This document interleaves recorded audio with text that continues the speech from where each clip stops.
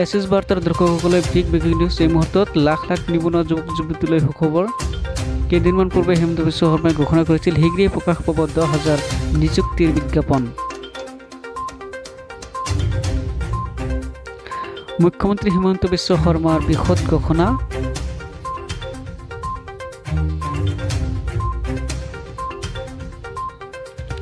দুই লাখ নিবনুৱাক দিয়া হ'ব স্বনিৰ্ভৰশীল হোৱাৰ পথ।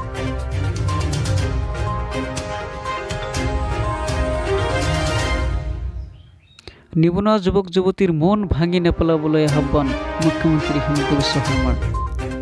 লাখ লাখ নিবনুৱা যুৱক যুৱতীলৈ সুখবৰ। এই মুহূৰ্তত মুখ্যমন্ত্ৰীৰ মন্তব্য পুনৰ আগবঢ়াইছো। ফৰেষ্ট বেটেলিয়ন আমি খুলিম। মই ৰাইজক ক'ব খুজিছো যে এই নিযুক্তি পত্ৰ চলি থকাৰ অৱস্থাতে আমি আৰু 10,000 চাকৰিৰ নতুন বিজ্ঞাপন আমি মুকলি কৰি দিম। আৰু 10,000 চাই আছে, চাকৰি পোৱা নাই, তেওঁলোকেও পঢ়া শুনা কৰি থাকক, দৌৰা দৌৰি কৰি থাকক, মন ভাঙি দিব নালাগে। আৰু তাৰ উপৰিও আমি 2 লাখ ল'ৰা ছোৱালীক ব্যক্তিগতভাৱে বা সেলফ এমপ্লয়মেন্টত আমি সহায় কৰাৰ কথা কৈছিলো। অহা 8 অক্টোবৰত তাৰ বিষয়েও আমি ৰাইজৰ লগত আলোচনা কৰিম, ৰাইজক আমাৰ সিদ্ধান্তৰ বিষয়ে জনাম।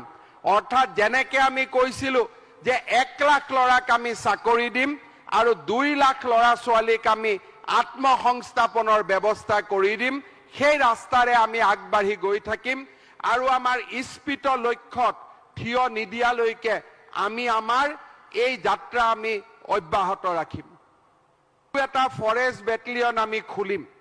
মই ৰাইজক ক'ব খুজিছো যে এই নিযুক্তি পত্ৰ চলি থকাৰ অৱস্থাতে আমি আৰু 10,000 চাকৰিৰ নতুন বিজ্ঞাপন আমি মুকলি কৰি দিম।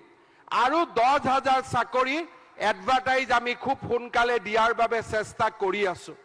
যিসকলে টিভি স্ক্ৰীণত চাই আছে, চাকৰি পোৱা নাই, তেওঁলোকেও পঢ়া শুনা কৰি থাকক, দৌৰা দৌৰি কৰি থাকক, মন ভাঙি দিব নালাগে। আৰু তাৰ উপৰিও আমি 2 লাখ ল'ৰা ছোৱালীক ব্যক্তিগতভাৱে বা সেলফ এমপ্লয়মেন্টত আমি সহায় কৰাৰ কথা কৈছিলো। অহা 8 অক্টোবৰত তাৰ বিষয়েও আমি ৰাইজৰ লগত আলোচনা কৰিম, ৰাইজক আমাৰ সিদ্ধান্তৰ বিষয়ে জনাম। অৰ্থাৎ যেনেকে আমি কৈছিলো যে 1 লাখ ল'ৰাক আমি চাকৰি দিম আৰু 2 লাখ ল'ৰা ছোৱালীক আমি আত্মসংস্থাপনৰ ব্যৱস্থা কৰি দিম, সেই ৰাস্তাৰে আমি আগবাঢ়ি গৈ থাকিম। আৰু আমাৰ ইস্পিত লক্ষ্যত থিয় নিদিয়ালৈকে আমি আমাৰ এই যাত্ৰা আমি অব্যাহত ৰাখিম। এটা